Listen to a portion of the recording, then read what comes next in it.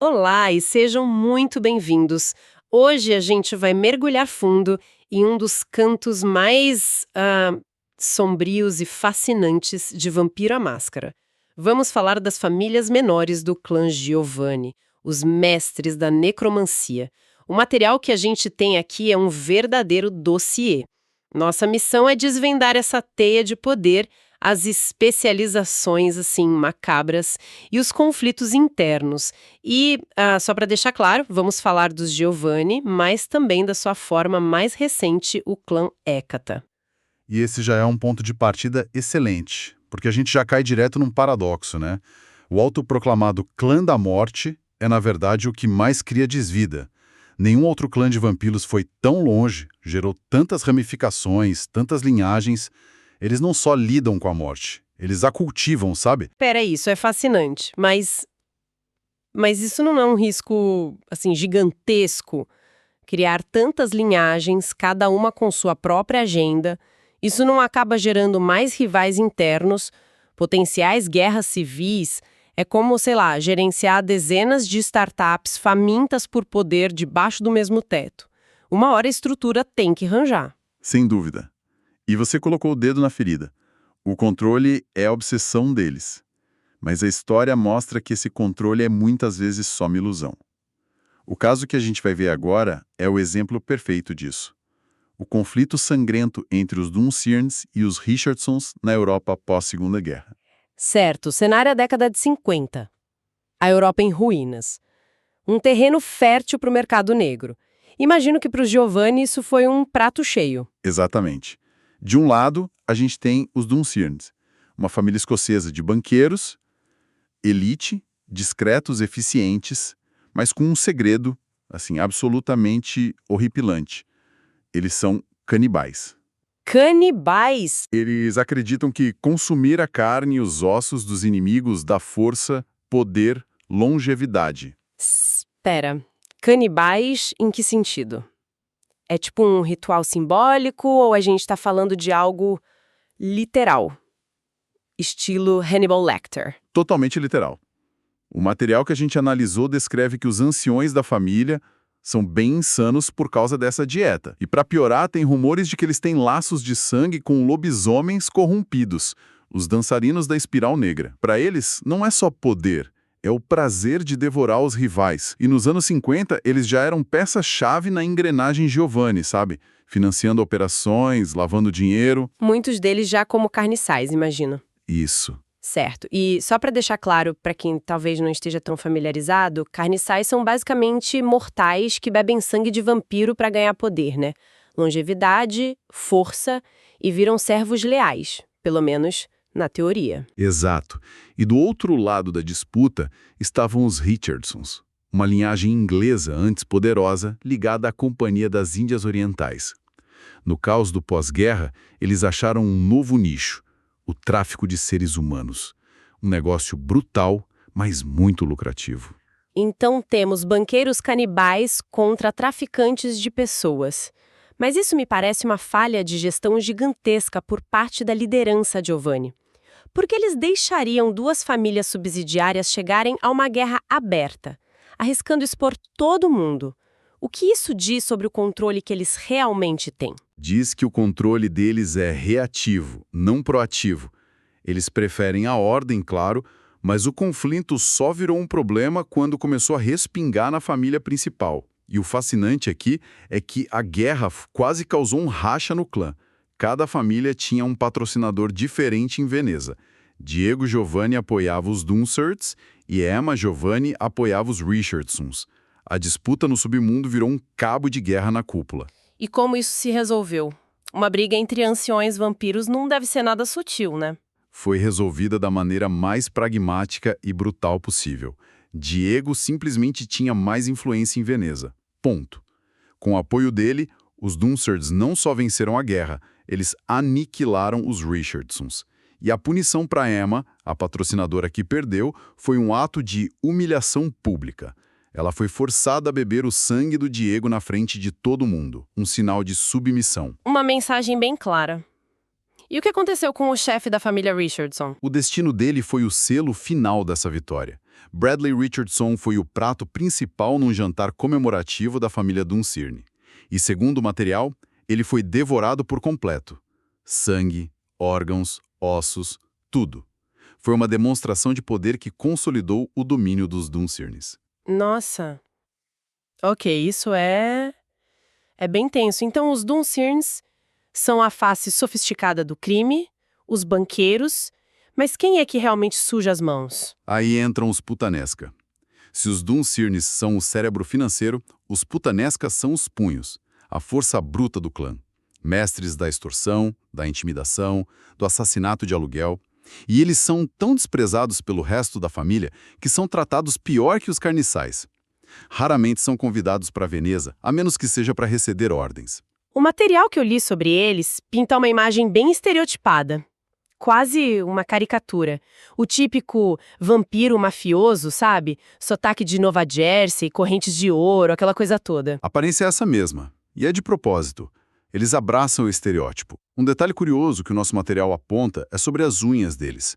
Estão sempre sujas, manchadas de terra, de lama, de sangue seco. É uma marca permanente do trabalho sujo que eles fazem. As mãos nunca estão limpas. Literalmente. Mas essa aparência de brutamontes deve ser um disfarce, certo? Para serem tão eficazes, eles não podem ser só músculos. E não são. É aí que eles se tornam de verdade aterrorizantes. Por trás da fachada de gangster, existe uma astúcia sádica. Eles são especialistas em guerra psicológica. Um putanesca não vai simplesmente quebrar suas pernas para cobrar uma dívida, sabe? O que ele vai fazer, então? O material descreve um caso que é de arrepiar. Ele vai sequestrar o seu cachorro, cortá-lo em pedaços e enviar para você pelo correio. Não! Um pedaço por dia. Só para que você entenda que está sendo vigiado e que nada que você ama está seguro. Ele vai incendiar o seu negócio de fachada, talvez com alguém dentro, só para a polícia começar a te investigar. O texto chega a mencionar que eles são capazes de estuprar e esfolar a filha de um alvo. Não necessariamente nessa ordem. Meu Deus. Isso vai muito além da violência de um gangster comum. É um nível de sadismo que parece quase artístico no sentido mais macabro da palavra. Eles não querem só derrotar o inimigo, querem destruir psicologicamente primeiro. Precisamente. É uma crueldade calculada, projetada para induzir paranoia, desespero, é terrorismo psicológico puro. Essa brutalidade dos putanesca me faz pensar. Todas as famílias do clã operam com essa violência explícita ou existem jogadores mais sutis no tabuleiro? Ótima pergunta. E a resposta é não. Para cada ferramenta grosseira como os putanesca, o Giovanni tem uma ferramenta de precisão. E a mais afiada delas, no campo da política, é a família Millener. Se os putanescas são a força bruta, os Millener são os marionetistas. Eles são o grupo de vampiros mais influente politicamente em Boston. Controlam lobbies, think tanks. Manipulam os bastidores do poder. E qual a relação deles com a família principal? Imagino que por serem mais refinados, sejam mais respeitados que os putanesca. Na superfície, sim. Mas por baixo, a relação é ainda mais complexa e venenosa. É uma dinâmica de amor e ódio. Eles odeiam os Giovanni por serem tratados como cidadãos de segunda classe, sempre lembrados de que não são sangue puro. Mas, ao mesmo tempo, amam o poder e a imortalidade que receberam. Eles executam tarefas cruciais, mas são sempre submetidos a humilhações rituais para nunca esquecerem seu lugar. Isso é uma receita para o desastre. Você dá um poder imenso a um grupo, mas o humilha constantemente. Eles não temem uma traição. Manter um grupo tão ressentido numa posição tão estratégica parece arriscado. É o grande jogo de equilíbrio do clã. Mas o fascinante nos Milleners é que, por enquanto, o ressentimento deles tem um foco ainda maior no mundo mortal. O material detalha a longa e amarga rivalidade que eles têm com uma das famílias mais famosas da política americana, os Kennedy. Eles veem os Kennedy como a força que os marginalizou na política mortal. Um reflexo de como os Giovanni os marginalizam no mundo imortal. E a vingança deles tem sido sistemática. Vingança em que nível? Escândalos? Chantagem? Muito pior. O nível de planejamento e crueldade deles é de arrepiar. Para ilustrar, o material menciona que eles chegaram a infectar um membro de alto escalão da família Kennedy com uma espécie de parasita cerebral necromântico. O quê? O que diabos é isso? Uma criatura gerada por necromancia que se aloja no cérebro do hospedeiro. Influencia pensamentos, causa degeneração mental. Leva à loucura. Não é uma vingança rápida e explosiva como a dos putanescas. É uma tortura lenta, insidiosa, que se desenrola ao longo de décadas. É impressionante a profundidade disso tudo. Banqueiros canibais, mafiosos sádicos, lobistas necromantes, a teia de relações, as especializações, os rancores históricos. A construção de mundo aqui é de uma complexidade absurda. Exato. Exige uma criatividade e um raciocínio estratégico imensos para sequer conceber e depois manter a consistência de um universo tão intrincado. Sabe, essa capacidade de mergulhar em sistemas complexos, de pensar estrategicamente, de acompanhar múltiplas narrativas e relações de poder, é algo que eu vejo muito em quem joga RPG.